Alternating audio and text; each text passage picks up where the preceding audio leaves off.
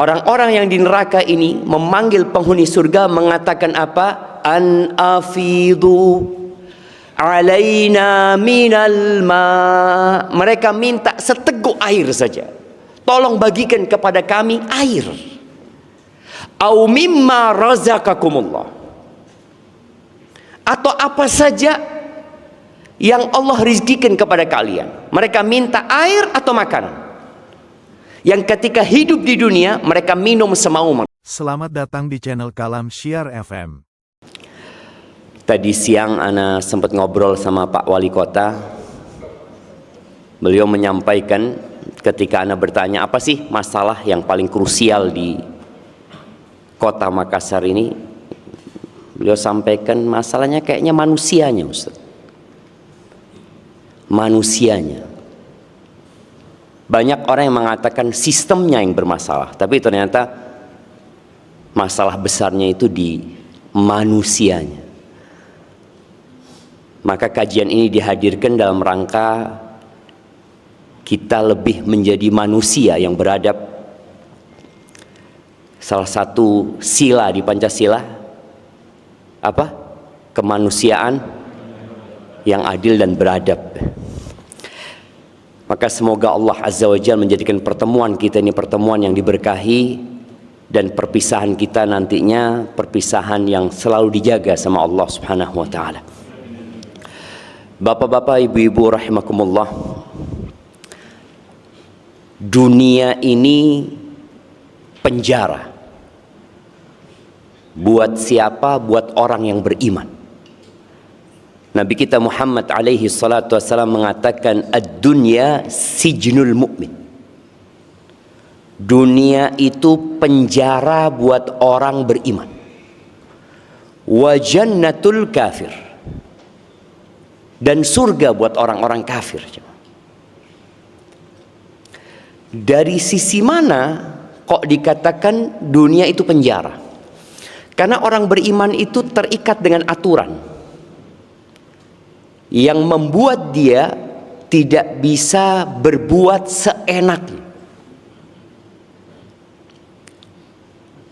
Contoh nih, sholat 5 waktu. Pada saat ada manusia-manusia yang hanya sholat sepekan sekali, sebulan sekali, setahun sekali, ada mungkin yang gak beribadah sama sekali, tapi seorang yang beriman itu harus sholat 5 waktu. Subuh saat orang-orang enak tidur kita dipanggil. Yang bapak-bapak diperintahkan untuk datang ke masjid, capek. Hayya 'alas shalah, hayya 'alas shalah. Itu yang dipanggil yang beriman. Nanti zuhur sholat lagi, asar sholat lagi, baru selesai asar tahu-tahu maghrib. Habis maghrib ada isya lagi. Kemudian kalau kita melihat aturan halal dan haram, berapa banyak pekerjaan-pekerjaan yang menjanjikan tapi haram. Orang yang beriman, ya dia mau tidak mau harus menahan diri untuk tidak mengambil rizki yang haram. Maka terkesan kalau kita jadi orang beriman itu berat. Mungkin sebagian kita sampai hari ini belum merasakan nikmatnya jadi orang Islam. Belum dia merasakan nikmatnya sholat, nikmatnya puasa, nikmatnya zakat, nikmatnya melaksanakan perintah Allah dan menjauhi larangannya. Yang ada masih beban. Bahkan mungkin dia nggak suka dengan aturan-aturan Islam tersebut. Tapi itulah dunia. Di dalam Al-Quran Al-Karim ya, di surat Al-A'raf di ayat 50, 51, 52 Allah menceritakan tentang obrolan antara penghuni surga dan penghuni neraka. Allah sebutkan wanada ashabun nari ashabal jannah Dan orang-orang yang menetap di neraka itu berteriak memanggil orang-orang yang ada di surga. Jadi orang-orang yang dahulu dunia surga buat mereka, yang mereka tidak tahu aturan halal dan haram, dia tidak mengabdi kepada Tuhannya, dia hanya mengabdi kepada nafsu yang dia pikirkan perutnya dan yang di bawah perutnya saja. Ini orang-orang nanti ketika Makassar sudah rata sama tanah, ketika tidak ada lagi cerita tentang Indonesia, yang ada hanya surga dan neraka, maka penghuni neraka ini berteriak memanggil orang-orang yang ada di surga, yang dahulunya hidupnya seperti di penjara, yang dia harus taat dengan aturan yang ditetapkan oleh Allah. Akhirnya dia capek. Tapi ternyata pada hari itu baru akan terasa perjuangan orang-orang yang beriman tadi. Orang-orang yang di neraka ini memanggil penghuni surga mengatakan apa? An afidu alaina minal ma. Mereka minta seteguk air saja. Tolong bagikan kepada kami air. Au mimma razaqakumullah. Atau apa saja yang Allah rizkikan kepada kalian. Mereka minta air atau makanan, yang ketika hidup di dunia mereka minum semau mereka. Yang kadang-kala kalau kita melihat khamar mereka minum, ya, terus terang sedih jemaah. Beberapa hari yang lalu di Jember, Muslim nih, pesta miras, mati ya. Mati dalam kondisi mabuk. Inna lillahi wa inna ilaihi raji'un. Mati su'ul khatimah. Ini orang-orang yang ada di neraka minta air, nggak minta yang lainnya, atau makanan apa saja yang ketika di dunia mereka bebas makan. Mereka mungkin menjadi orang-orang yang kaya, yang di mana saja mereka mau kuliner mereka tinggal berangkat. Mereka punya uang untuk itu. Lalu apa kata penghuni surga? Mereka mengatakan, qalu innallaha harramahuma 'alal kafirin. Allah mengharamkan keduanya buat orang-orang kafir. Siapa mereka? Alladzina ittakhadhu dinahum lahwa wa la'iba. Mereka adalah orang-orang yang menjadikan agama sebagai permainan dan senda gurau aja. Agama bukan pegangan hidup mereka. Agama bukan pedoman hidup mereka. Wa gharrathumul hayatud dunya, dan mereka tertipu dengan kehidupan dunia. Falyauma nansahum, kata Allah, hari ini kami meninggalkan mereka. Kami melupakan mereka. Kama nasu liqa'a yaumihim hadza wa ma kanu biayatina yajhadun. Kami melakukan itu karena mereka lupa dengan hari perjumpaan ini. Mereka juga menentang tanda-tanda kebesaran Allah Azza wa Jalla. Lalu Allah katakan, walaqad ji'nahum bikitabin fassalnahu ala ilmin. Kami telah mendatangkan kepada mereka kitab Al-Quran. Bapak-bapak ini dalam sehari berapa juz baca Quran? Ibu-ibu, biasanya lebih rajin ibu-ibu daripada bapak-bapak. Allah sudah turunkan Al-Quran. Al-Quran ini adalah peta menuju ke surga. Jadi kalau mau menuju ke surga, udah Allah turunkan kitabnya. Mau lewat jalur mana? Ada banyak jalur di sana, tapi syarat pertamanya adalah iman. Kita nggak pernah baca tuh kitab. Allah jelaskan secara detail. Kata Allah, hudan wa rahmah. Isinya petunjuk itu dan kasih sayang. Jadi sebenarnya sholat yang kita anggap memberatkan itu kasih sayang dari Allah. Kita bekerja mencari uang, lalu kita diperintahkan untuk bersedekah. Di situ ada rahmat loh. Ada kasih sayang dari Allah Azza wa Jalla liqaumin yu'minun. Untuk orang-orang yang beriman. Ahibati fillah, mungkin sebagian kita masih belum tertarik masuk surga. Iya, karena surga itu gaib, nggak kelihatan. Kalau bapak-bapak, ibu-ibu dikasih tawaran hidup miskin tapi masuk surga, kaya masuk neraka, milih mana? Kaya masuk surga. Kaya masuk surga kan, gitu kan? Milihnya seperti itu. Surga itu fiha ma tashtahihil anfus wa taladzul a'yun wa antum fiha khalidun. Di surga itu ada semua yang diinginkan oleh jiwa. Di dunia ini berapa banyak keinginan bapak-bapak yang tidak menjadi kenyataan?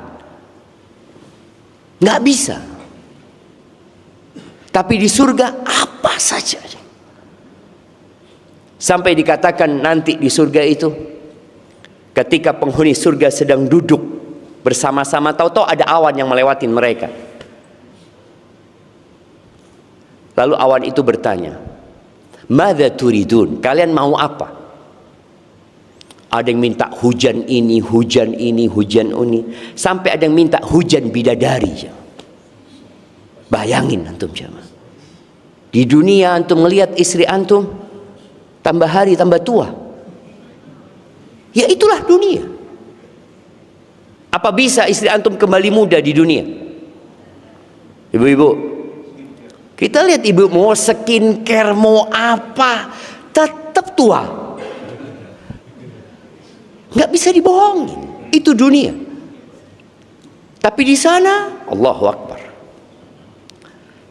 Lalu kata Allah, wa taladzul a'yun, yang enak dilihat oleh mata, dan yang lebih dari itu, wa antum fiha khalidun, kalian di sana selama-lamanya.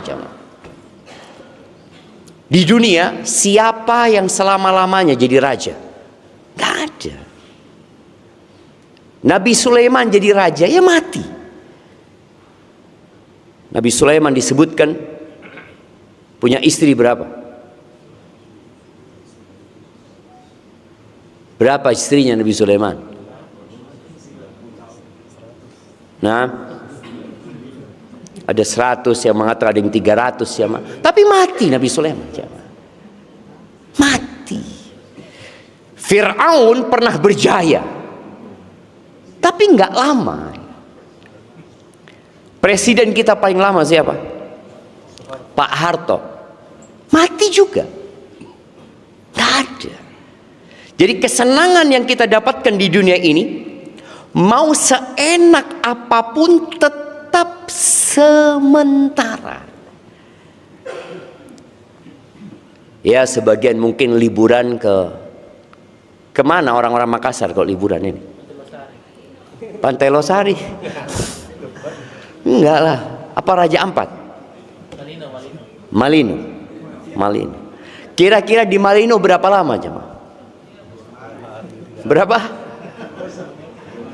3 hari, 2 hari. Habis gitu balik kerja lagi gitu loh. Kalau Pak Camat lama-lama liburan, telepon sama Pak Wali Kota, mana kok nggak masuk katanya? Liburan, nggak boleh lama-lama. Dan itulah kehidupan dunia, nggak ada yang selamanya. Sedangkan di surga, subhanallah, dalam hadis yang diriwayatkan Imam Muslim, Nabi alaihi salatu wasallam bersabda, yunadi munadin, nanti ketika orang-orang masuk surga akan ada yang menyeru mengatakan, innalakum antasihhu fala tasqamu abada, kalian di surga ini akan sehat dan tidak ada sakit selama-lamanya. Di surga itu nggak ada BPJS, nggak ada klinik, nggak ada rumah sakit, nggak ada toilet di surga itu. Supaya kita tahu bahwa yang ada di sana bersenang-senang. Tapi harus susah dulu kita. Ada peribahasa yang kita hafal sejak SD. Apa? Berakit-rakit ke hulu, berakit-rakit ke hulu, berenang-renang ke tepian, bersakit-sakit dahulu, bersenang-senang kemudian. Subhanallah, ternyata ajma'atil uqala min kulli ummah, semua orang yang berakal sehat itu bersepakat. Mau orang Indonesia, mau orang Amerika, mau orang Afrika, etnisnya apapun, bahasanya apapun, mereka punya kesepakatan bersama. Annan na'im la yudraku bin na'im, bahwa yang namanya kesenangan tidak dapat diraih dengan kesenangan. Nggak ada. Nggak ada ceritanya orang seneng tanpa susah. Ketika orang senang tanpa susah, kesenangannya tidak jadi kesenangan, biasa aja. Tapi kita lihat bagaimana ketika dia mendapatkan kesenangan dengan kesusahan. Antum bisa rasakan orang yang berbuka di awal Ramadan, apa yang dia rasakan, jemaah? Semuanya jadi enak, jemaah. Padahal tiap hari dia makan itu sebenarnya. Tapi kenapa hari itu jadi enak? Karena dia nggak makan dari pagi, jemaah. Jadi kenikmatan itu hanya bisa diraih dengan perjuangan. Wa man athara rahata fatathu raha. Barang siapa yang memilih untuk santai hidupnya, untuk istirahat, maka dia akan kehilangan waktu santai yang sebenarnya. Di saat orang istirahat, dia nggak istirahat. Maka di sini dikatakan kalian akan sehat selama-lamanya, nggak akan pernah sakit. Wa innalakum an tahyaw fala tamutu abada. Kalian akan hidup dan tidak akan mati selama-lamanya. Wa innalakum an tashibbu fala tahramu abada. Kalian akan tetap muda dan nggak ada tua di surga. Jadi orang yang masuk surga umur berapa? Nah, angkat tangan yang mau jawab. Ibu-ibu masuk surga umur berapa? Nggak ada orang tua di surga ya. Jadi siap-siap yang tua nggak masuk. Betul, yang tua nggak masuk surga, jemaah. Nah, umur berapa? Penghuni surga itu umur berapa? Berapa? Berapa? 35, ketuaan 35. Nah, berapa? Berapa? 25, enggak, kemudaan 25. Berapa ibu-ibu? 31, kurang dikit. 28. Lihat, kita ini belum siap masuk surga, jemaah. Buktinya antum nggak tahu masuk surga umur berapa. Berapa ibu-ibu?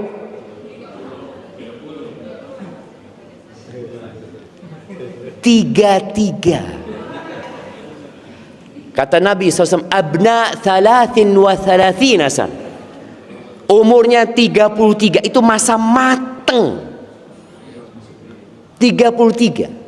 Subhanallah, nggak ada ceritanya tua di sana itu. Makanya skincare kira-kira ada nggak di surga? Nggak perlu skincare, ibu-ibu. Makanya kalau ibu-ibu ngelihat sudah keriput, persiapkan gimana aku nanti nggak keriput lagi selama-lamanya. Bukan dengan skincare, tapi dengan amalan. Bapak-bapak juga nih yang sudah punggungnya sakit, ya kadang kala minta pijat, nggak ada pijat-pijitan di surga. Sehat selalu, jemaah. Terus dikatakan wa innalakum an tan'amu fala tab'asu abada. Kalian akan senang terus, nggak ada susah. Nih bapak-bapak nih yang jadi camat, yang jadi sekda, mungkin sekda ada berapa di sini? Lihat kan? Cuma satu.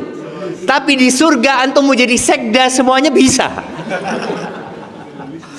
Tapi di dunia nggak bisa. Wali kota cuma satu, nggak mungkin dua. Tapi di surga mau jadi apapun, jemaah. Pokoknya apa yang diinginkan bisa. Sampai ada seorang sahabat datang kepada Nabi SAW. Dia nih cinta sama kuda, jemaah.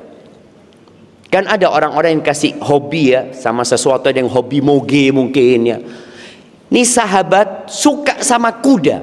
Maka dia datang kepada Nabi SAW. Ya Rasulullah, afil jannati faras. Apakah di surga ada kuda? Lalu kata Nabi SAW, Ida udkhiltal jannah atau ida dakhaltal jannah, kalau engkau dimasukkan ke surga, utita bifarasin min yaqutatin hamra, akan dihadirkan di hadapanmu seekor kuda yang tercipta dari permata berwarna merah. Bayangin, lahu janahan, yang memiliki dua sayap, yatiru bika haitsu tasya, yang engkau bisa terbang bersama dia kemanapun kau mau. Jadi bukan kuda seperti di dunia aja. Permata merah yang biasa diletakkan di tangan sebagai cincin atau liontin di dada oleh ibu-ibu, nanti jadi kuda aja. Terus kita mau santai-santai dalam kehidupan dunia ini. Tapi memang jamaah, menjadi orang baik di tengah-tengah lingkungan yang toksik itu berat jamaah. Antum akan dibully.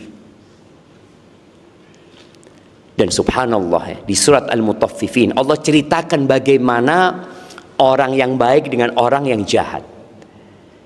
Di ayat 29 dan sampai akhir Allah katakan, innal ladzina ajramu kanu minal ladzina amanu yadhakun. Orang-orang pelaku dosa adalah orang-orang yang ketika hidup di dunia suka menertawakan orang-orang beriman. Ditertawakan nih orang beriman yang pura-pura menjadi orang baik. Wa idza marru bihim yataghamazun, kalau mereka lewat jajaran orang-orang yang beriman, mereka akan main mata, membuli orang-orang yang beriman ini. Wa idza qalabu ila ahlihim inqalabu fakihin, kalau mereka kumpul lagi sama keluarga mereka, sama golongan mereka, mereka akan menertawakan, aduh kesian tuh orang-orang kolot, orang-orang nggak ngerti tentang kehidupan. Maka jangan sampai kita termasuk orang-orang itu.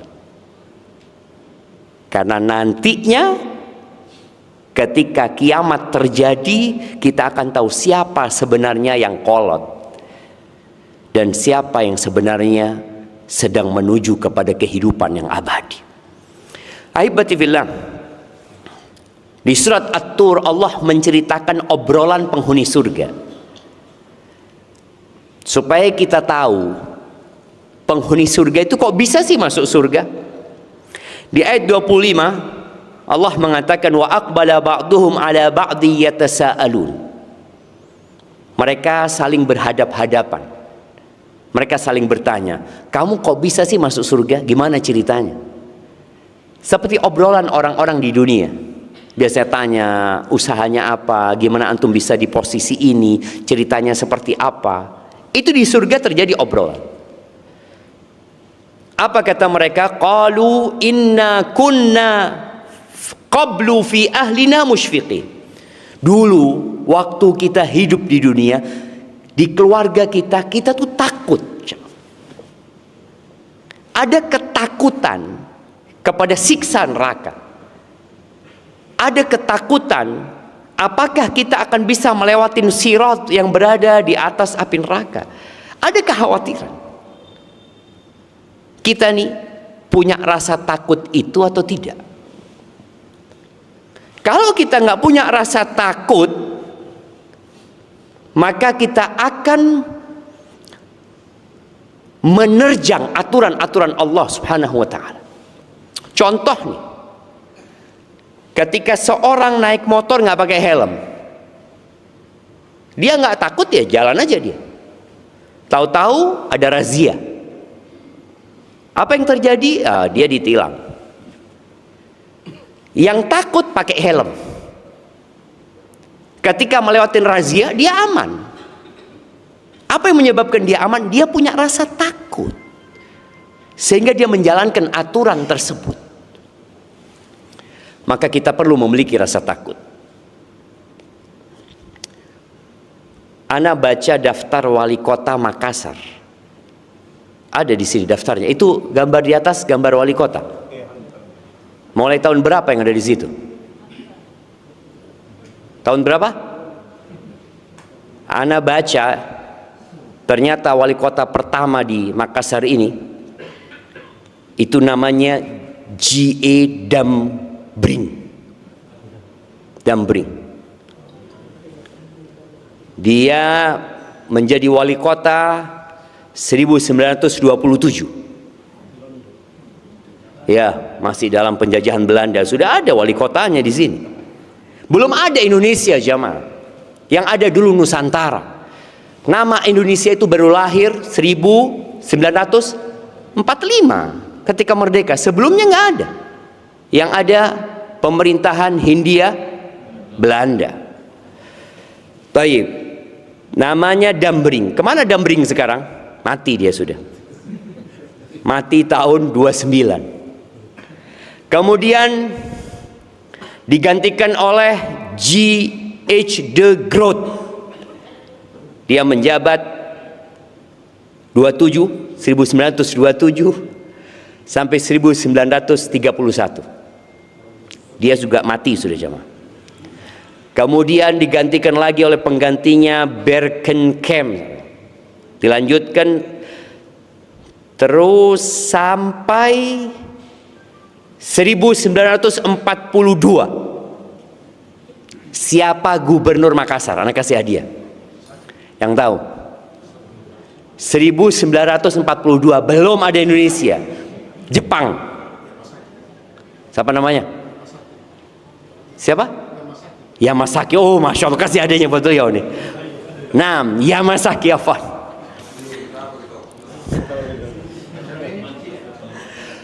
Betul, Yamasaki jemaah. Pertanyaannya kemana Yamasaki? Mati. Kemudian mulai wali kota pertama pada tanggal 17 Agustus 1945 Najmuddin. Kemana Najmuddin?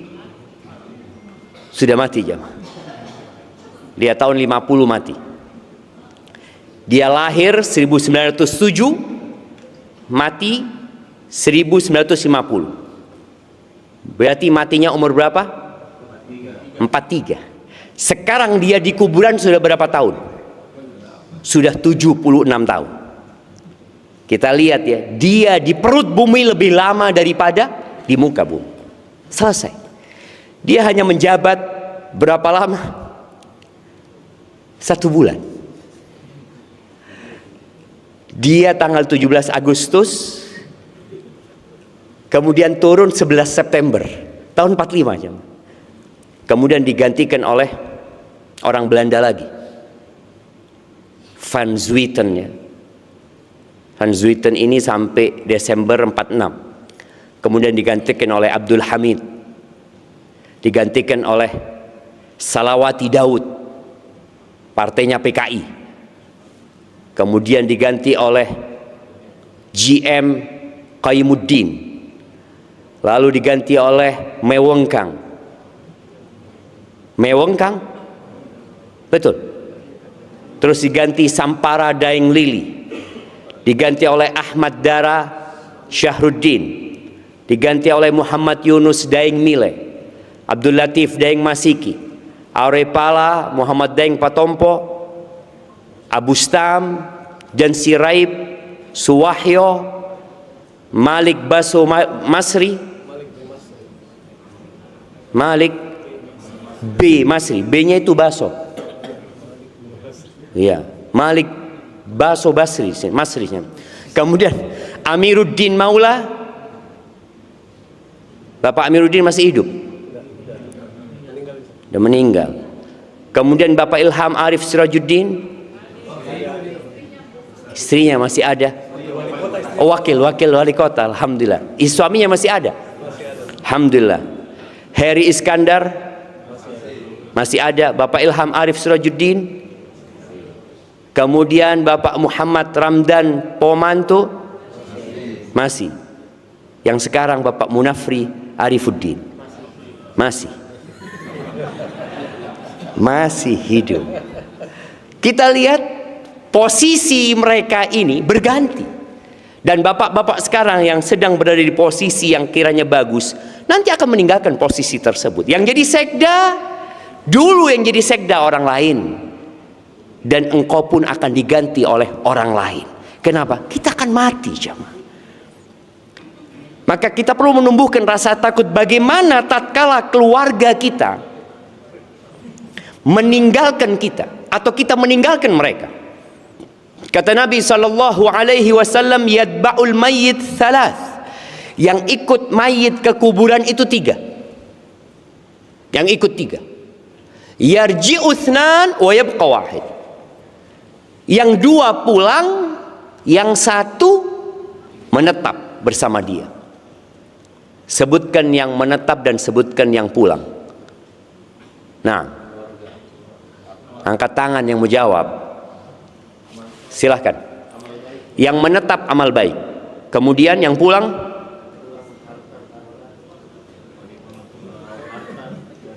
harta dan keluarga. Masya Allah, kasihkan ke beliau. Nah, kita lihat ya, ketika orang mati, apalagi yang mati wali kota atau yang mati sekda. Sekda kita masih ada. Masya Allah. Kira-kira Bapak mau berapa tahun lagi hidup ini? Kita nggak tahu, tapi yang jelas Bapak mati nggak nanti? Matilah, gitulah. Pasti itu jemaah. Kita semua bakal mati. Ketika meninggal dunia dan dia orang yang memiliki jabatan, akan banyak yang mengantarkan ke kuburan.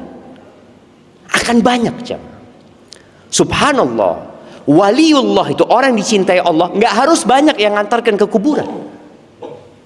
Boleh jadi yang ngantarkan sedikit, tapi dia dikenal sama Allah di langit sana. Ini diantarkan sama keluarganya, istrinya nangis-nangis, anaknya nangis-nangis. Setelah itu ditinggal sendirian di kuburan. Ada kira-kira istri yang akan menemani suaminya di kuburan? Gak ada. Anak yang menemani bapaknya di kuburan? Tidak ada. Yang ada mereka segera pulang ke rumah, lalu bicara apa? Warisan. Istri bicara apa? Istri bicara masa iddah. Kapan ya masa iddahnya berakhir? Kenapa? Mau kawin lagi mungkin dia. Nggak dipikirkan suaminya. Dan sang suami yang meninggal akan bersama amalnya saja. Nggak ada yang ikut. Kalau dia pakai cincin yang mahal, dilepas sama keluarganya. Pakai jam yang mahal, yang mungkin bapak ini menabung untuk punya jam itu, dilepas sama anaknya. Rumah yang dibangun sama orang tuanya, yang capek lelah, ditinggal jemaah. Dia hanya keluar dengan kain kafan, selesai. Keluarga mungkin sedih sepekan, 2 pekan, sebulan. Mungkin habis itu yang dibicarakan adalah bagi warisan. Sedangkan orang yang menjadi pejabat ini akan dimintain pertanggungjawaban bukan hanya tentang hartanya, tapi tentang jabatannya. Kata Nabi SAW, ala kullukum ra'in wa kullukum mas'ulun an ra'iyati. Ingat, setiap kalian, setiap diri dari kalian itu adalah pemimpin, dan akan dimintain pertanggungjawaban atas apa yang dia pimpin. Fal amiru alladhi 'alan nas ra'in. Pemimpin yang buat manusia itu, dari presiden, gubernur, ya semualah yang punya anggota adalah pemimpin dan akan dimintain pertanggungjawaban atas apa yang dia pimpin. Berapa jumlah penduduk Makassar ini? Berapa? 1.500.000. Kasih hadiah dia, insyaallah. Nah, apa? Betul, 1.500.000. Jangan salah nanti. Oke, 1.490. Bayangin ya, wali kota itu akan ditanya sama Allah tentang 1.490.000 rakyat. Nggak mudah jemaah. Ada rakyat yang sakit, ada rakyat yang nggak bisa makan, ada rakyat yang mungkin jatuh, cedera. Itu akan ditanya jemaah. Bagaimana Umar bin Khattab radhiyallahu taala anhu, dia mengatakan, aku itu takut, kata Umar, kalau ada bagla, ya keledai, campuran keledai sama kuda, yang terperosok di pinggiran sungai Efrat di Irak itu, aku takut ditanya sama Allah, kenapa jalannya engkau tidak betulin sampai itu binatang terpreset. Bayangin jamaah. Jadi akan ditanya. Oke, turun nanti ke camat, berapa penduduknya? Akan ditanya camat ini. Dan gimana ketika camat, kalau camat berapa orang di bawahnya? 15 camat. Jadi 1.490.000 dibagi 15. Jadi satu camat bertanggung jawab atas 100.000 kira-kira. Iya jamaah. Maka jangan main-main dengan jabatan itu. Bakal ditanya. Kita ditanya tentang istri sama anak-anak kadang kalau sudah nggak lolos dalam pertanyaan itu. Betul, ditanya tentang istrinya, anak-anaknya, apa kau sudah laksanakan amanah itu, nggak lolos. Bagaimana ditanya tentang 100.000 orang? 100.000, ada yang sakit di sana. Makanya Umar bin Khattab radhiyallahu anhu, di malam hari dia keliling di kota Madinah karena itu kota dia. Tapi kalau datang pemimpin daerah ke Umar bin Khattab, sama Umar ditegaskan, hati-hati engkau, laksanakan tugasmu, karena Umar telah memberikan amanah kepada gubernur-gubernur. Tapi ketika di Madinah, Umar yang turun tangan. Bagaimana dia mendengar seorang ibu ya, yang anak-anaknya kelaparan, yang kemudian dimasakkan batu sama itu ibu. Lalu Umar mengatakan, aku bakal ditanya sama Allah Subhanahu wa taala. Akhirnya Umar bawa tepung sendiri. Ketika mau dia bawa, tahu-tahu budaknya Aslam itu mengatakan, biar aku yang bawa ya Amirul Mukminin. Umar tanya, apakah engkau yang akan membawa dosa-dosaku pada hari kiamat? Kata, enggak, aku yang akan nanggung dosaku sendiri. Kalau kita nggak punya rasa takut ini, kita berpotensi nggak selamat. Karena kita akan menganggap remeh. Padahal Allah mengatakan, innallaha kana alaikum raqiba. Allah itu senantiasa mengawasi kalian. Warrajulu ra'in ala ahli baitih, dan seorang suami itu bertanggung jawab dia pemimpin di rumahnya, dia akan dimintain pertanggungjawaban. Wal mar'ah, nih ibu-ibu, dan seorang istri itu pemimpin juga, di mana ala baiti ba'liha, di rumah suaminya, atas anak-anak suaminya, dan dia akan dimintain pertanggungjawaban atas apa yang dia pimpin. Wal abdu ra'in ala mali sayyidi, pembantu itu juga pemimpin, akan ditanya seorang pembantu itu. Masya Allah, barakallahu fikum, ahlan wa sahlan. Kita mulai duluan ini bang. Jadi semua akan dimintain pertanggungjawaban atas apa yang dia pimpin. Maka jangan pernah merasa nyaman dengan kekuasaan, dengan jabatan. Rasul sallallahu alaihi wasallam pernah mengatakan kepada Abu Dzar. Abu Dzar ini ingin minta jabatan, karena berpikirlah orang kalau dapat jabatan itu ya dapat uang ya, sebenarnya ujung-ujungnya duit semuanya, ujung-ujungnya fulus. Abu Dzar ini minta, apa kata Nabi SAW? Ya Abu Dzar, innaka mru'un dhaif. Wahai Abu Dzar, engkau orang yang lemah. Jangan pernah engkau menjadi pemimpin buat 2 orang saja, jangan. Ngurusin 2 orang, jangan. Karena boleh jadi gak mampu. Lalu Nabi SAW mengatakan, innaha amanah.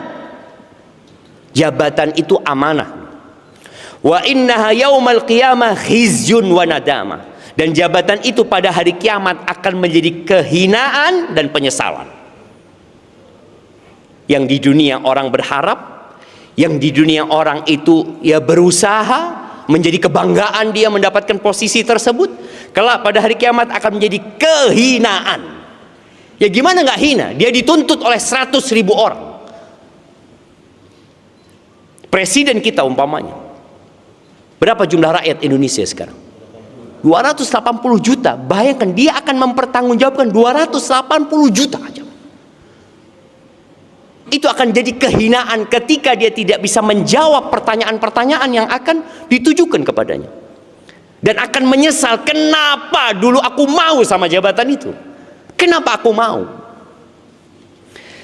Illa man akhadhaha bihaqqiha wa adda alladhi alaihi fiha, kecuali orang yang mengambil jabatan itu dengan benar dan dia menunaikan kewajibannya dengan baik.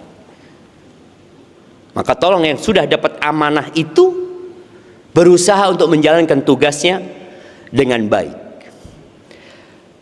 Dan Nabi SAW mengatakan dalam hadis yang diriwayatkan Imam Bukhari dan Muslim, "Ma min 'abdin yastar'ihillahu ra'iyatan." Tidak ada satupun hamba manusia yang Allah jadikan dia pemimpin atas rakyatnya, yamutu yauma yamut wa huwa ghashun li ra'iyati, dan pada hari dia mati ternyata dia tidak menjalankan amanah dengan baik, dia menipu rakyatnya, dia menipu warganya. Apa yang akan terjadi? Illa harramallahu alaihi jannah, melainkan Allah mengharamkan orang itu masuk surga. Jadi seorang yang dikasih jabatan kemudian dia melakukan penipuan, dia tidak menjalankan amanah itu dengan baik. Yang kalau kita lihat di dunia, tidak semuanya di dunia ini ketangkap sama KPK, nggak semuanya. Ada yang ketangkap. Kalau yang ketangkap mudah-mudahan dia taubat. Tapi yang tidak ketangkap mungkin dia terus bersenang-senang. Dan ingat, tidak ada yang kebal hukum di hadapan Allah Azza wa Jalla. Jadi siapa saja yang Allah berikan jabatan kepadanya, dikasih amanah, kemudian dia mati dalam kondisi telah melakukan penipuan kepada rakyatnya, kepada anak buahnya, melainkan Allah mengharamkan masuk surga buat dia. Jadi kita kalau sudah menipu rakyat kita, sejatinya kita sedang beli tiket menuju ke neraka. Doa kita, Rabbana atina fid dunya hasanah wa fil akhirati hasanah wa qina adzabannar. Itu doa kita. Tapi amalan kita ternyata menuju ke neraka. Na'udzubillahi minan nar. Kemudian di hadis yang lainnya, Nabi alaihi salatu wassalam mengatakan, walam yahudha binushihi lam yajid raihatal jannah. Dan ini pemimpin, ini pejabat yang dikasih jabatan kemudian dia tidak tulus menjalankan tugasnya, dia tidak memberikan nasihat, tidak memberikan yang terbaik buat warganya, buat rakyatnya, maka dia tidak akan mencium bau surga. Jangan masuk surga, nyium bau surga aja enggak. Allah Azza wa Jalla berfirman, innallaha ya'murukum an tu'addul amanati ila ahliha. Allah memerintahkan kepada kalian untuk menjalankan amanah itu, menunaikannya kepada pemiliknya. Dan bapak-bapak yang duduk di sebuah jabatan dikasih amanah, bukan kesenangan jamaah. Jangan tertipu dengan kehidupan dunia. Allah Azza wa Jalla mengatakan, ya ayyuhan nas, di surat Fatir ayat 6. Inna wa'dallahi haq. Wahai umat manusia, sesungguhnya janji Allah itu benar. Apa sih janji Allah? Janji Allah kita akan dimatikan. Dan kita sudah melihat orang-orang mati. Bagaimana kita melihat tadi, kita sebutkan wali kota dari sejak zaman Belanda, mati. Tapi mereka mati tidak selesai urusannya. Allah akan bangkitkan. Allah akan tegakkan keadilan. Berapa banyak orang-orang yang melakukan kezaliman di muka bumi ini, mati belum sempat dihukum. Apakah kemudian selesai? Enggak. Allah akan bangkitkan. Dan Allah akan berikan balasan. Dan ada orang-orang yang bangkrut pada hari kiamat. Orang soleh nih, orang baik, jangan ditanya sedekahnya, jangan ditanya hajinya, jangan ditanya umrohnya, jangan ditanya puasa, datang pada hari kiamat ternyata yang menuntut dia 100.000 orang. Bayangin cuma, kira-kira selamat enggak kita kalau dituntut oleh 100.000 orang yang kita tidak memberikan haknya kepada mereka. Janji Allah itu benar. Kalian akan dimintain pertanggungjawaban. Jadi tatkala orang-orang nanti dibangkitkan dari kuburnya, digiring di padang mahsyar, Allah mengatakan waqifuhum, berhentikan mereka.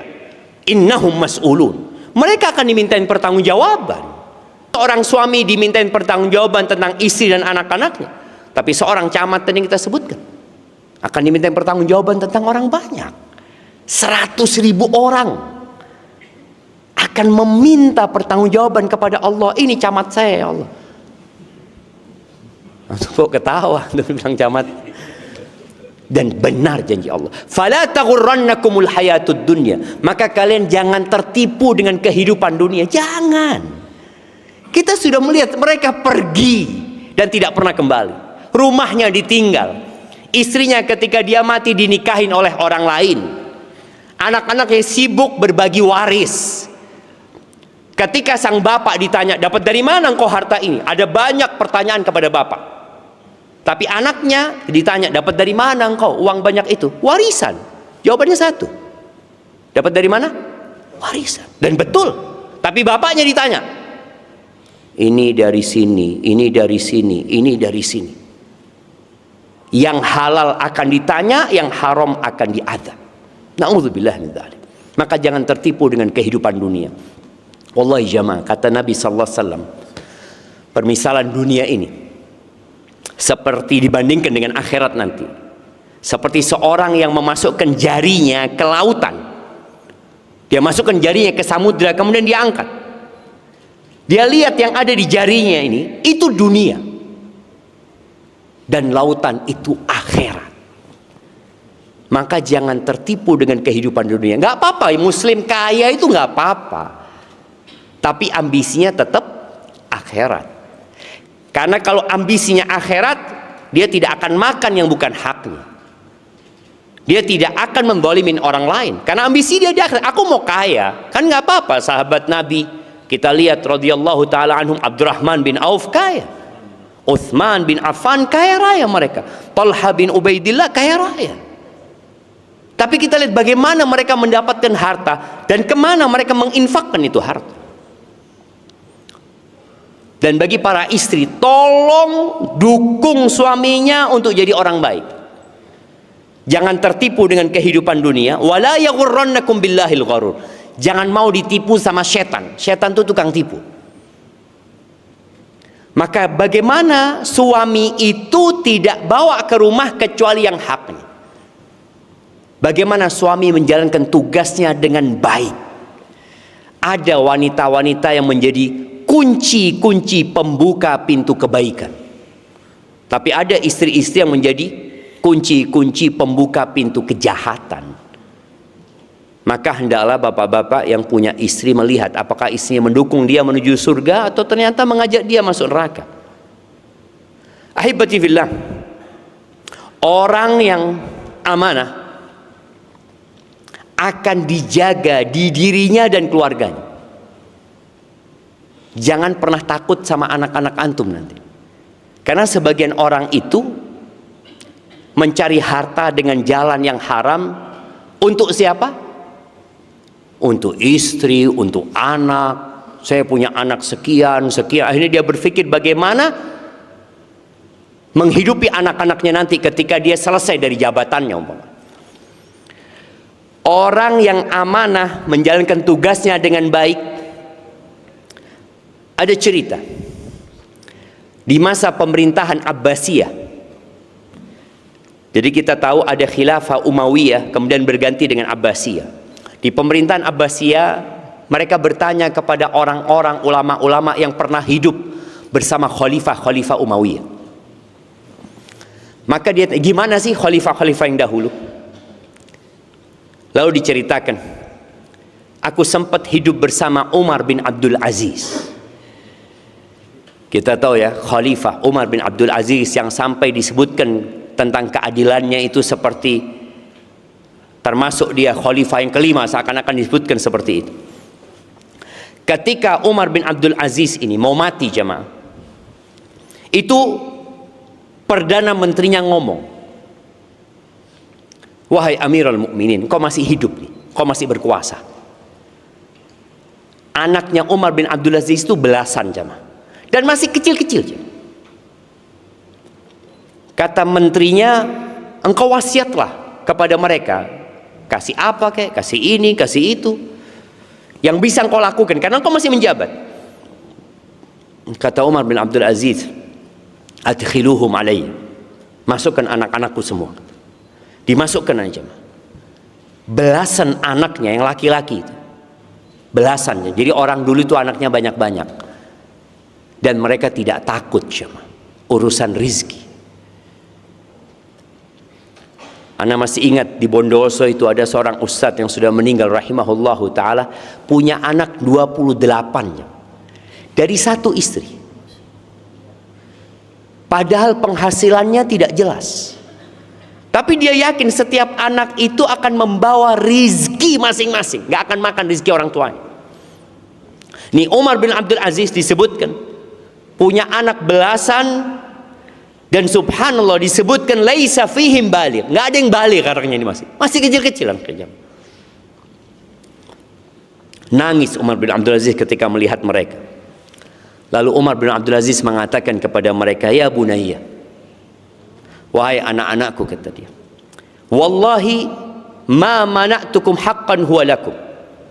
Wahai anak-anakku, demi Allah, tidak ada hak kalian yang aku halangi. Artinya hak kalian aku sudah berikan kepada kalian. Dan aku nggak mungkin mengambil hak orang, mengambil harta orang, lalu aku berikan kepada kalian. Ini sebagai seorang ayah ya, yang dia sakit sudah mau meninggal dunia, maka dia menjelaskan kepada anaknya, tidak ada hak kalian yang aku halangi, dan aku nggak mungkin ngambil hartanya milik orang lalu aku berikan kepada kalian. Wa inna ma antum ahadur rajulain, kalian ini satu dari dua orang. Yang pertama, kalian adalah anak-anak yang soleh, maka Allah akan melindungi orang-orang yang soleh. Wa imma ghairu soleh, atau kalian bukan anak soleh, maka buat apa aku meninggalkan harta buat kalian yang digunakan untuk kemaksiatan? Karena ada orang tua yang meninggalkan warisan banyak, ternyata warisan itu membuat putusnya silaturahim. Warisan itu membuat anaknya semakin ahli maksiat dengan harta orang tua. Maka Umar bin Abdul Aziz mengatakan itu. Lalu disebutkan oleh yang cerita ini, Umar Abdul Aziz mengatakan kepada mereka, qumu anni, sudah kalian silahkan pergi sudah. Anak-anak yang kemudian keluar.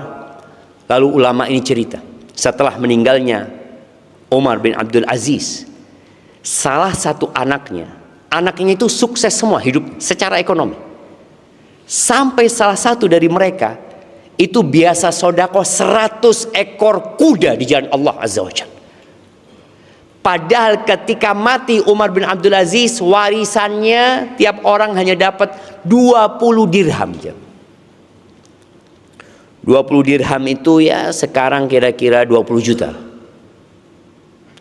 Kemudian diceritakan, setelah itu ada khalifah pengganti Umar bin Abdul Aziz, yang ketika meninggal dunia, anaknya itu dapat warisan, tiap satu anak dapat 600.000 dinar. Berapa 600.000 dinar itu jemaah? 1 dinar itu 4 gram seperempat emas. Jadi kira-kira ya 10 juta lah 1 dinar ya. 10 juta kali 600.000, 10 juta kali 600.000 berapa M jemaah? 6 M? Enggak lah jemaah, 6 triliun. 6 triliun. Setiap anak itu dapat warisan 6 triliun. Tapi subhanallah, selang berapa tahun sebagian anak khalifah itu sudah mengemis di jalanan jemaah. Harta itu akan ditinggal, dan harta itu bisa habis. Maka orang tua yang meninggalkan iman buat anak-anaknya, itu yang akan lebih baik buat kehidupan mereka di dunia dan di akhirat. Maka tolong amanah yang diberikan dijalankan dengan baik. Dan kita perlu berdoa minta pertolongan sama Allah. Harapan Anda kalau bisa setiap yang hadir di tempat ini, tiap hari itu baca Quran. 1 halaman saja. Tapi baca sama artinya. Di kantor yang punya anak buah, perintahkan kepada mereka, punya waktu luang baca 1 halaman saja sama artinya. Kenapa? Karena ini kitab petunjuk menuju ke surga jemaah. Kalau kita nggak pernah baca kitab petunjuk itu, takutnya kita tersesat. Yang kedua, Usahakan semuanya itu punya waktu bermunajat sama Allah. Sepertiga malam akhir. Jadi bangunlah sebelum subuh, setengah jam sebelum subuh umpamanya. Itu waktu turunnya Allah ke langit dunia. Dan Allah mengatakan, hal min sa'ilin fa'udiyah. Ada yang mau minta sama aku, kata Allah, aku kasih yang dia minta. Wa hal min da'in fa'astajibulah. Ada yang mau berdoa, aku kabulkan doanya. Wa hal min mustaghfirin fa'aghfirulah. Ada yang mau minta ampun sama aku ampuni dosanya. Itu sepertiga malam akhir. Usahakan kita punya jemaah. Insya Allah itu jadi bekal kita menjadi pejabat tadi, menjadi pemimpin, sehingga muncul rasa takut di diri kita kepada Allah Subhanahu wa taala. Barakallahu fiik, itu mungkin yang dapat Anda sampaikan pada kesempatan kali ini. Semoga bermanfaat buat kita semuanya. Kalau ada pertanyaan silahkan. Nah, tafadhal, kalau ada pertanyaan, masih ada waktu 15 menit.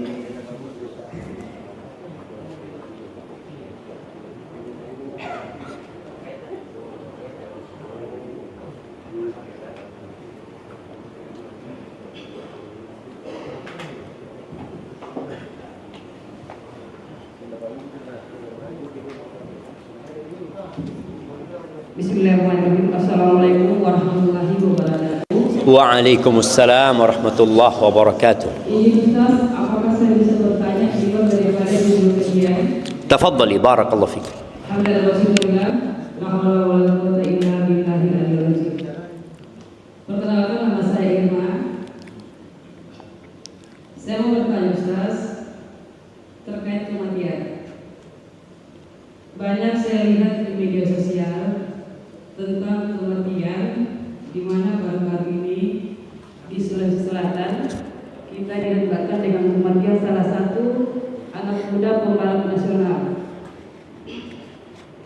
Kami tidak mengetahui almarhum, namun banyak terkhusus saya, setiap saya melihat postingannya saya selalu mengeluarkan air mata, dan yang mengantar kekurangan itu bahkan puluhan ribu manusia.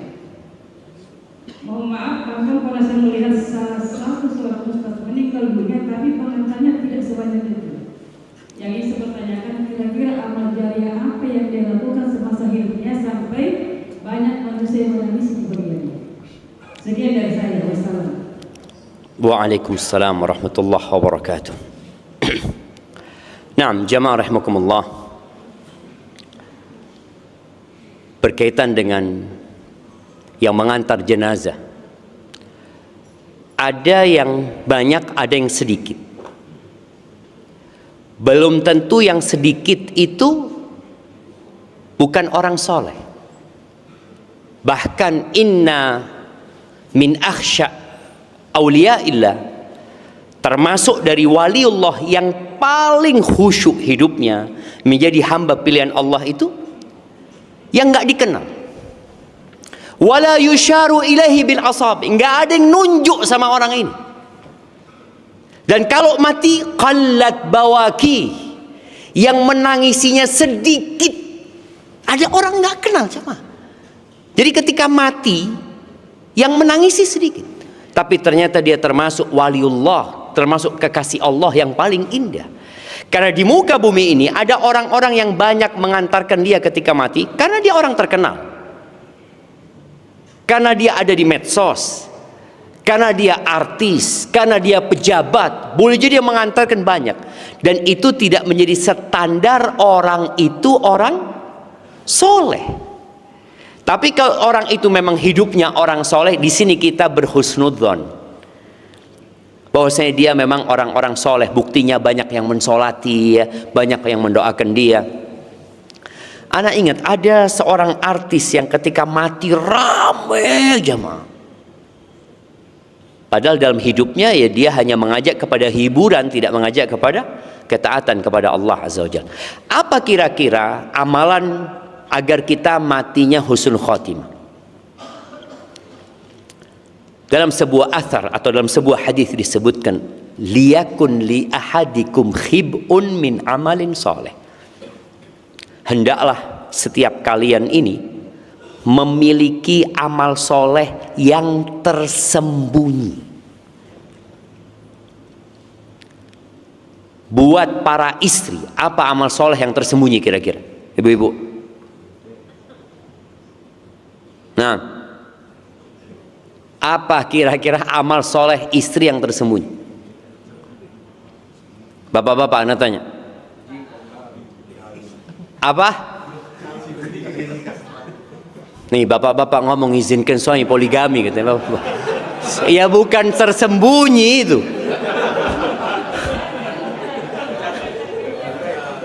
Jadi amal soleh yang tersembunyi buat seorang istri itu adalah menghormati suami. Karena nggak ada yang tahu, cuma dia di rumah. Dia menghargai suaminya, dia memuliakan suaminya. Karena Nabi SAW mengatakan, wala tadzuqul mar'atu halawatal ibadah hatta tuaddiya haqqa zawjiyah. Dan seorang istri tidak akan menunaikan, atau dia tidak akan merasakan manisnya beribadah sampai dia menunaikan hak suaminya. Maka nggak perlu dia terkenal. Dia mungkin tidak pernah ada di medsos, tidak pernah eksis, dia juga tidak pernah posting apapun, nggak ada yang kenal sama dia. Tapi boleh jadi dengan ketaatan dia kepada suaminya, penghormatan dia kepada suaminya, dia menjadi ahlul jannah. Dan memang subhanallah, ada orang-orang yang terkenal di muka bumi tapi tidak terkenal di langit Allah subhanahu wa ta'ala. Kemudian di antara amal soleh yang perlu disembunyikan juga adalah sodakoh. Pejabat itu sodakohnya bermasalah. Anak kenal dengan salah satu pejabat, dia mengatakan, Ustadz, anak itu bingung Ustadz. Karena setiap kurban, aneh itu kurban kadang-kadang 50 ekor sapi, tapi kayaknya nggak ikhlas semua, Ustaz. Karena itu tempat pemilihan dia, apa namanya? Dapil dia. Potong sini nanti difoto ini itu, ya Allah, ini mana yang ikhlas, kata dia. Ya memang tadi ini sebagai ujian. Bisakah engkau tadi berkorban tanpa harus nyebut nama? Waduh, kau nggak nyebut nama nggak dipilih lagi nanti Ustaz sama dia. Di sini dipertaruhkan keikhlasan. Kalau bisa, oke, tadi ada sodako yang kelihatan, tapi engkau harus punya sodako yang nggak ada yang tahu, jemaah. Sodako, sapi di sana oke, di foto, tapi aku punya sapi lebih banyak daripada yang di foto itu, yang aku sodakohkan. Harus punya sodako yang tersembunyi. Karena ketika Nabi SAW menyebutkan tentang 7 golongan yang akan mendapatkan naungan dari Allah pada hari tidak ada naungan kecuali naungan Allah Azza wa Jal. Yang pertama, imamun adil, pemimpin yang adil. Kemudian disebutkan salah satunya, wa rajulun tasaddaqa bi sadaqatin fa akhfaha.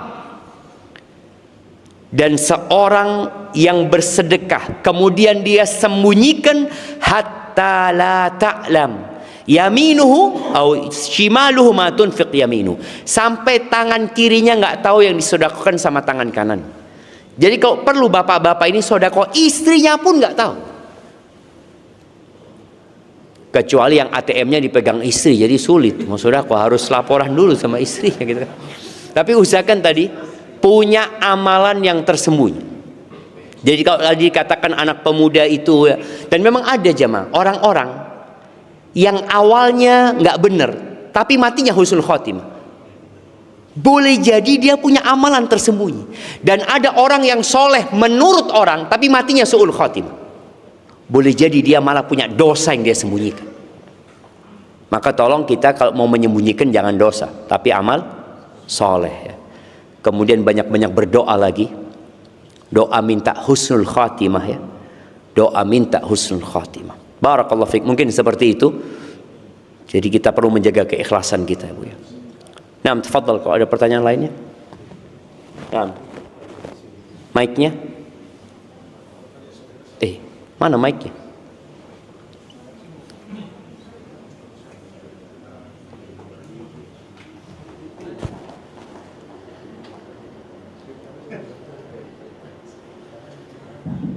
Assalamualaikum warahmatullahi wabarakatuh.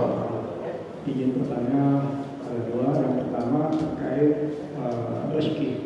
Pernah saya dengar ceramah Ustaz Ali mengatakan mau haram mau halal takaran yang dapat tetap sama. Gimana? Mau Yang halal atau haram jumlah yang diperoleh tetap sama. Yang kedua, jangan mensucikan harta yang haram. jangan Mensucikan harta yang haram. Karena ternyata mau sedekah atau zakat katanya tidak boleh tersucikan harta tersebut. Assalamualaikum warahmatullahi wabarakatuh. Waalaikumsalam warahmatullahi wabarakatuh. Ya, rizki itu ada dua macam. Yang pertama ya, ada rizki yang dicari, ada rizki yang mencari. Rizkun tatlubuhu wa rizkun yatlubuka. Rizki yang dicari ya dengan kita bekerja kita dapat rizki. Tapi ada rizki yang kita nggak cari. Seperti apa? Dapat kabar bapak mati, dapat rizki, warisan. Iya kan bapak mati, wah ini innalillah apa? Alhamdulillah tuh. Innalillah karena ditinggal mati bapak, tapi bapak ninggalkan warisan banyak. Alhamdulillah. Hadiah itu rizki yang mencari kita. Tahu-tahu dapat kiriman sesuatu dari kawan kita, ditraktir sama teman, rizki. Kemudian rizki itu ada yang halal dan ada yang haram. Sama-sama rizki. Tapi kata Allah Azza wa Jalla, kata Nabi alaihi salatu wasallam ketika beliau mengatakan kepada sahabatnya, halumma ayuhan nas, ayo sini semua, kata Nabi SAW, tadi inna ruhal qudus nafatha fi ru'i, ruhul qudus Jibril itu tadi menghembuskan di hatiku, anna nafsan, bahwa seorang jiwa itu tidak akan mati sampai rizki dan ajalnya sempurna. Jadi rizki dan ajal itu jalan bersama. Lalu beliau memberikan peringatan alaihi salatu wassalam, wala yahmilannakum istibta'ur rizik. Jangan sampai gara-gara kalian melihat rizki kalian lambat. Lambat gimana? Lihat kawannya sudah punya motor, dia belum punya motor. Kawannya sudah bisa punya rumah, dia belum bisa punya rumah. Kawannya sudah punya usaha, dia belum punya usaha. Akhirnya gara-gara dia melihat lambat rizkinya, ala antatrubuhu bima'siyatillah. Akhirnya kalian mencari rizki itu dengan maksiat kepada Allah Azza wa Jalla. Kenapa dia melakukan itu? Karena merasa lambat. Dia ingin instan kayaknya. Lalu kata Nabi SAW, fa'ajmilu fit talab. Kalian carilah rizki dengan cara yang indah, cara yang baik. Fa innal ladzi 'indallah la tunalu illa bi ta'atih. Rizki yang halal itu tidak dapat diraih kecuali dengan ketaatan kepada Allah Subhanahu wa taala. Artinya tadi bicara rizki haram itu yang memang rizki ditetapkan, tapi kan orang disuruh mencari. Makanya perampok dapat rizki, tapi haram rizkinya dia. Yang halal sudah ada, cuma gara-gara orang ini terburu-buru akhirnya dia dapatnya yang haram. Maka di sini seorang hamba disuruh sabar ketika mencari rizki.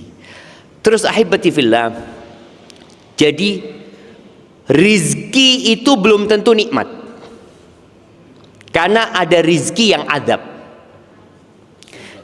Rizki yang adab itu adalah rizki dari cara yang haram, atau rizki dari yang halal tapi mengantarkan kepada yang haram. Halal dia dapatnya, tapi ternyata dia gunakan untuk kemaksiatan. Terus kalau pertanyaan selanjutnya tadi, apakah bisa membersihkan rizki yang haram? Jadi bukan membersihkan rizki, tapi kita berlepas diri dari yang haram. Berlepas diri. Jadi niatnya bukan sodakoh, karena Allah nggak akan terima sodakoh kecuali dari yang baik. Jadi kalau kita punya harta haram umpamanya, contoh main judi menang. Nah, di pemerintah ini ada yang judol nggak? Aman ya, insya Allah nggak ada. Karena dulu orang mau main judi itu sembunyi-sembunyi. Sekarang di samping istri bisa main judi. Betul ibu-ibu? Betul nggak ibu-ibu? Karena banyak istri-istri yang mengatakan suami ana di sebelah ana Ustaz main judol Ustaz. Kalau dulu orang mau main judi di kuburan, di mana gitu ya. Sekarang enggak, karena judinya sudah di tangannya dia. Ketika main judi, menang dia, dapat haram nih hasilnya. Terus apakah dia bisa sodakohkan? Nggak bisa. Dia bisa sodakohkan tapi bukan berniat sodakoh, niat berlepas diri dari harta itu. Karena ini bukan milik dia, ini jalan yang haram gitu loh. Jadi niatnya berlepas diri, bukan membersihkan. Enggak. Riba umpamanya, ada orang melakukan riba kemudian dia bertobat kepada Allah Azza wa Jalla. Ribanya itu gimana? Ya dia berlepas diri. Jangan berpikir alhamdulillah Ustaz saya sudah bantu orang-orang. Enggak, engkau sedang membantu dirimu sendiri supaya tidak jadi azab. Jadi bukan bersodakoh lalu antum berharap alhamdulillah saya bantu fakir miskin di sana Ustaz pakai uang riba ya. Enggak. Antum akan diazab sama uang itu. Jadi niatkan berlepas diri. Seperti itu. Jadi uang haram itu berniatkan kita berlepas diri ya. Barakallahu fikum. Naam. Sini ada pertanyaan lagi. Mana mic-nya?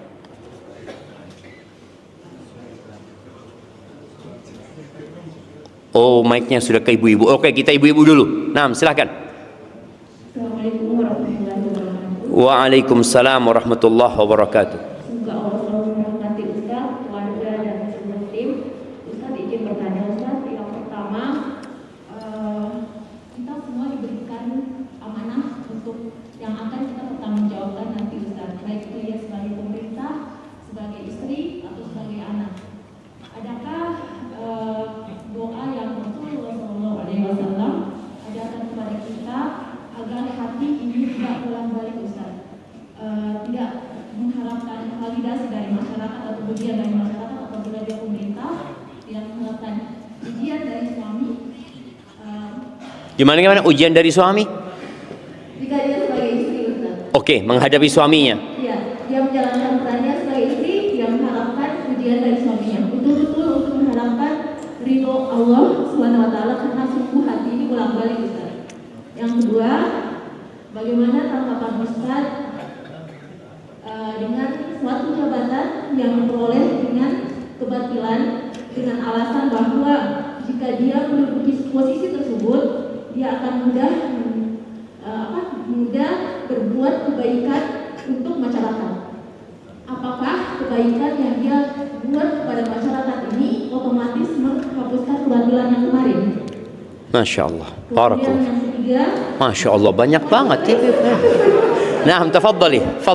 Nah, lanjut. yang ketiga, apakah dosa bisa menghapuskan amalan-amalan kita Ustaz? Dan apabila kalau kita udah taubatan nasuha, dosa amalan yang tadinya terhapus bisa kembali lagi kepada kita Ustaz. Dan bagaimana cara kita untuk Ini yang keempat. bagaimana cara kita untuk tidak berputus asa dari rahmat Allah? Masya Allah. Barakallahu fiik. Ada berapa pertanyaannya? 4 jemaah ya. 4 yang terakhir itu. Tapi kalau bicara yang pertama itu doa ya. Karena memang ikhlas itu berat ya. Manusia itu secara fitrah ingin dipuji, ingin disanjung, dan ternyata medsos itu mendukung untuk itu. Dulu yang bisa terkenal itu hanya artis. Kalau enggak artis layar lebar, artis televisi. Sekarang semua orang bisa terkenal. Dan di medsos itu sudah ada like ya, ada komen ya. Yang mana hal itu terkadang membuat kita jadi mencari like-nya orang, kemudian mencari validasi dari masyarakat. Bagaimana cara kita agar kita berbuat itu benar-benar ikhlas lillahi ta'ala? Yang pertama harus kita fahami bahwa manusia semuanya, kalau dia menyanjung kita, dia bangga dengan kita, tapi Allah tidak, maka nggak ada gunanya. Kalau 8 miliar manusia mengatakan kita baik, tapi Allah mengatakan enggak. Karena ingat yang pertama jadi korek api neraka itu malah ustadz, alimun wa qari'ul Quran. Yang jadi korek api neraka itu syahid, orang yang mati di medan perang. Yang jadi korek api neraka itu orang yang dermawan, yang suka membantu umat manusia.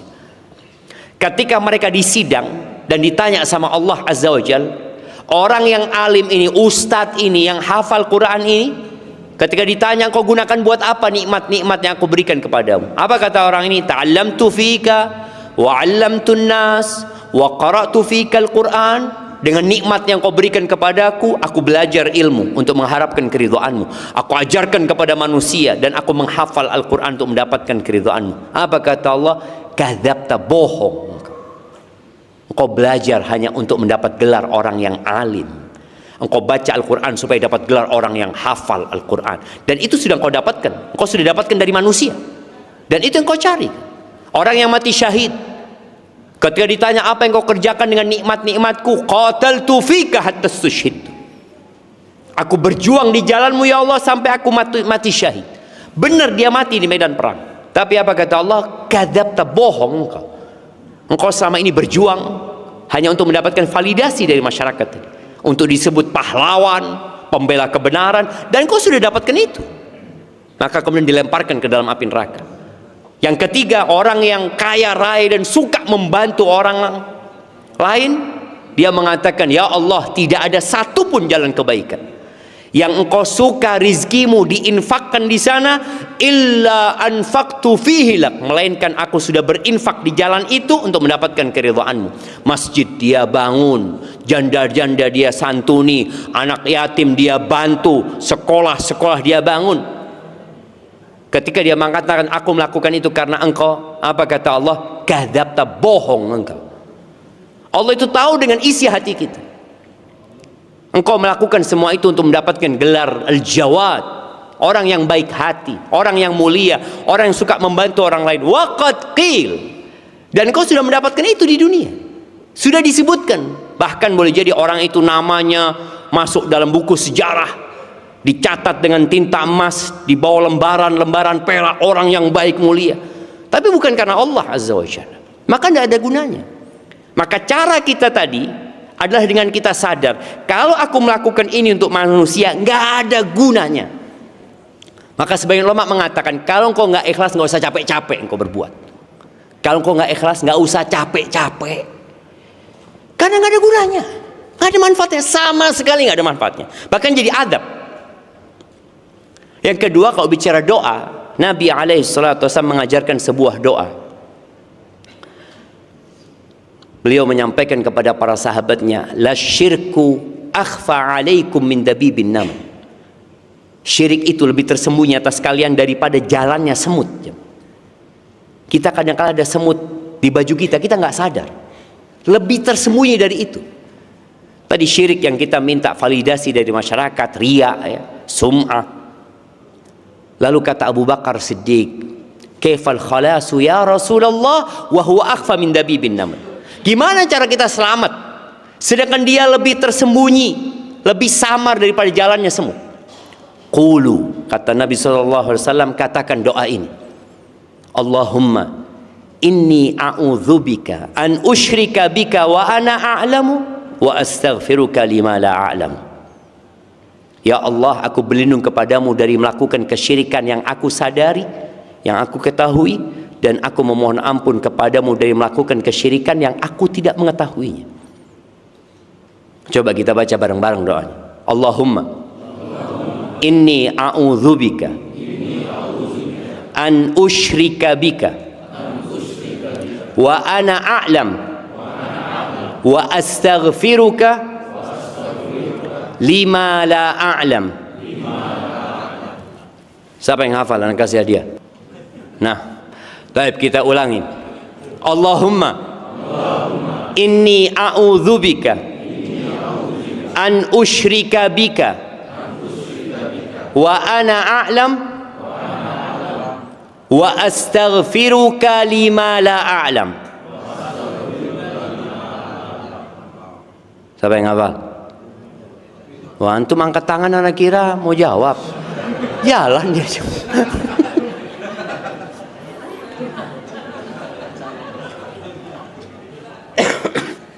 Taib, ana ulangi lagi. Allahumma Inni a'udzubika an usyrika bika wa ana a'lam wa astaghfiruka lima la a'lam. Apa yang hafal? Oke, terakhir kita ulangi. Allahumma inni a'udzubika an usyrika bika wa ana a'lam. Habis, sudah buyar semua jemaah. Ya, nanti dikirim ya. Iya, tolong dihafalin jemaah. Karena kita sulit selamat tadi. Ibu nyampaikan tadi berat sekali. Hati itu bolak-balik, betul. Kita mau ikhlas, tapi kadang-kala dipuji sama orang, Masya Allah, bagus banget, manfaat banget. Akhirnya jadi nggak ikhlas. Terus yang kedua, kalau tadi pertanyaan yang kedua berkaitan dengan dosa. Yang kedua dosa, Ibu.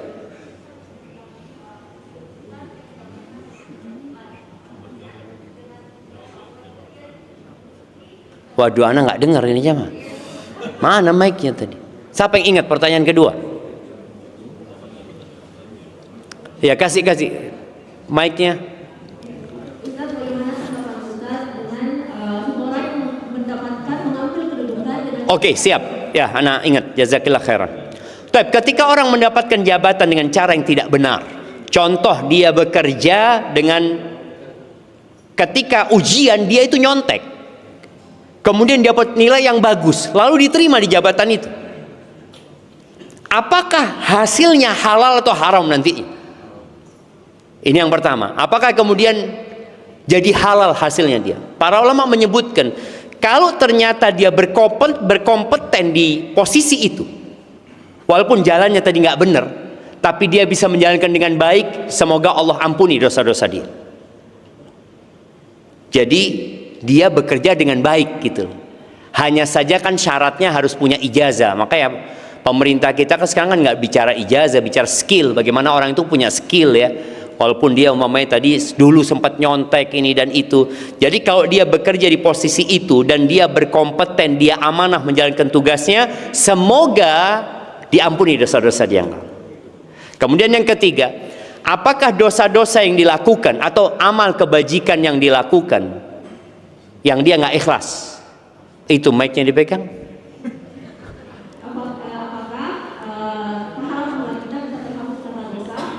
Oke, apakah pahala kita bisa terhapus dengan dosa? Ada amalan-amalan yang bisa menghapuskan pahala kita. Ada amalan-amalan yang bisa menghapuskan amalan kita. Dan paling dahsyat adalah kesyirikan. Jadi orang ketika melakukan kesyirikan, semua amalannya gugur nanti jemaah. Terus apabila dia bertobat, apakah amalan-amalan itu akan balik lagi? Subhanallah, itulah kebaikannya Allah Subhanahu wa taala. Jadi orang yang bertobat itu bukan nol dalam Islam ini. Kan kita berpikir dengan bertobat jadi bersih, enggak. Allah Azza wa Jalla mengatakan, illa man taba wa amana. Ayatnya seperti itu. Jadi orang yang ketika bertobat, dia beriman, beramal soleh, maka semua dosanya Allah ganti jadi kebaikan. Jadi bukan hanya amal solehnya, Ibu. Dia punya dosa 1.000.000 dosa, kemudian dia bertobat, 1.000.000 dosa itu jadi kebaikan buat dia. Itu dari baiknya Allah Subhanahu wa taala. Apalagi yang amal soleh dulu. Jadi tetap insya Allah amal soleh itu akan jadi kebaikan, asalkan taubatnya dengan taubatan nasuha. Kemudian yang keempat berkaitan dengan putus asa ya. Apa yang menyebabkan orang tidak putus asa agar kita terhindar dari putus asa? Yang pertama adalah mengetahui bahwasanya semua musibah dunia ini akan berakhir, cepat atau lambat, nggak lama cuma. Tapi jangan sampai musibah kita menimpa agama kita. Karena ada orang yang putus asa kemudian bunuh diri. Dia berpikir dengan bunuh diri selesai masalahnya. Tidak, itu musibah yang paling besar. Ketika dia bunuh diri, dia akan masuk neraka dengan alat itu untuk menyiksa dirinya dalam api neraka. Yang kedua, ingat rahmat Allah itu luas sekali. Yang ketiga, jangan melihat kepada orang yang di atasnya. Lihatlah kepada yang di bawahnya. Engkau akan tahu ternyata nikmat Allah itu banyak sekali. Maka dengan cara seperti itu insya Allah kita terhindar dari yang namanya keputusasaan jamaah, ternyata waktunya sudah habis, ana harus berangkat ke airport. Jazakumullah khairan ya, ana ucapkan terima kasih kepada Bapak Wali Kota kita. Semoga Allah senantiasa menjaga beliau, membimbing beliau, dan memimpin dengan hak dan memberikan amanah kepada yang beliau pimpin. Dan semoga antum yang jadi pejabat dan yang menjadi pendukung, karena memang pemimpin itu kalau nggak pejabatnya baik, akhirnya jadi nggak baik juga gitu loh. Maka tolong jadilah pembisik kebaikan buat Bapak Wali Kota, sehingga itu jadi pahala juga buat antum semua. Dan yang jadi istri-istrinya pejabat, tolong suaminya senantiasa didoakan ya, agar mereka bisa amanah menjalankan tugas ini. Subhanakallahumma bihamdika asyhadu an la ilaha illa anta astaghfiruka wa atubu ilaik. Assalamualaikum warahmatullahi wabarakatuh.